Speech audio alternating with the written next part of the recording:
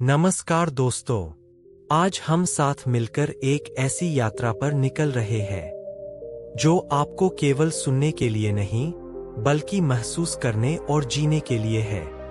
ये सिर्फ शब्द नहीं है, ये वो विचार है जो आपकी सोच को बदल सकते हैं। और जब सोच बदलती है तो जीवन अपने आप बदल जाता है।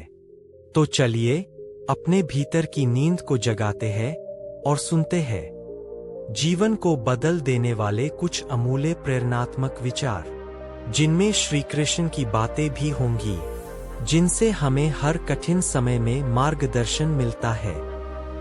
आत्मविश्वास और खुद पर भरोसा।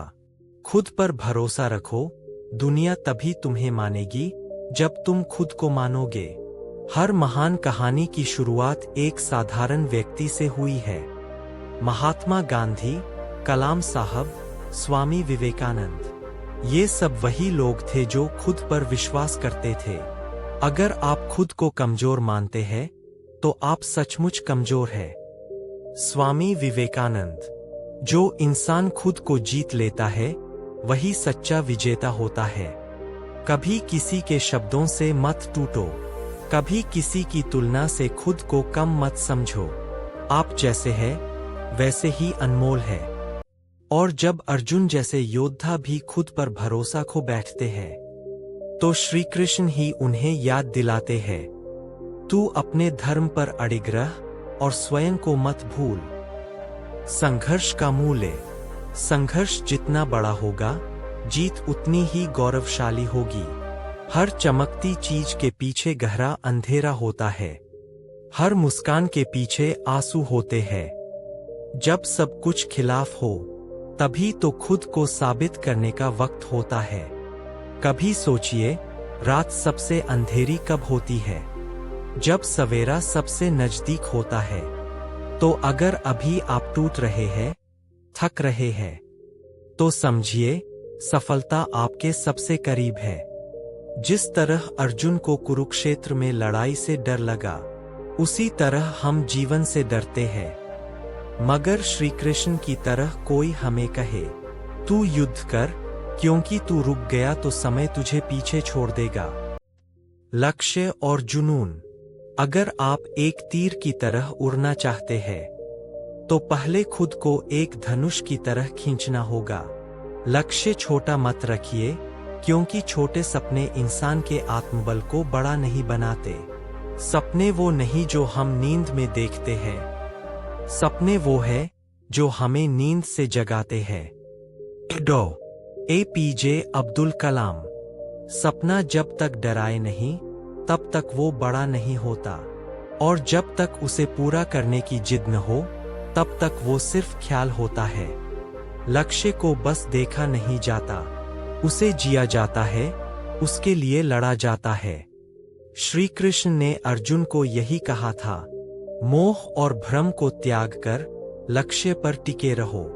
कर्म करो, क्योंकि उद्देश्य से भटके बिना चलना ही सच्चा योग है। समय का महत्व। समय सबसे बड़ा धन है। एक बार चला गया तो वापस नहीं आता। काम की शुरुआत कल से नहीं, अभी से होती है। जो समय पर चलना सीख जाता है वो जीवन से आगे निकल जाता है। हर क्षण अनमोल है। हर पल का सही उपयोग ही भविष्य का निर्माण करता है। समय को मत गिनो, उसे जियो, क्योंकि जिंदगी का असली स्वाद वहीं छुपा है। जैसे श्री कृष्ण ने समय की महत्ता समझाई, काल सबका निगलता है और जो समय को नहीं पहचानता वो खुद को खो देता है। कर्म और नियत। कर्म कर, फल की चिंता मत कर। श्रीमद् भगवद गीता। कई बार हम सोचते हैं, हमने मेहनत की फिर भी परिणाम क्यों नहीं मिला? तो याद रखिए, बीज जब बोया जाता है तो वो तुरंत फल नहीं देता। उसे वक्त चाहिए, विश्वास चाहिए, निरंतरता चाहिए। जो कर्म तुम आज करोगे वो भविष्य में तुम्हारा चरित्र और भाग्य बनेंगे।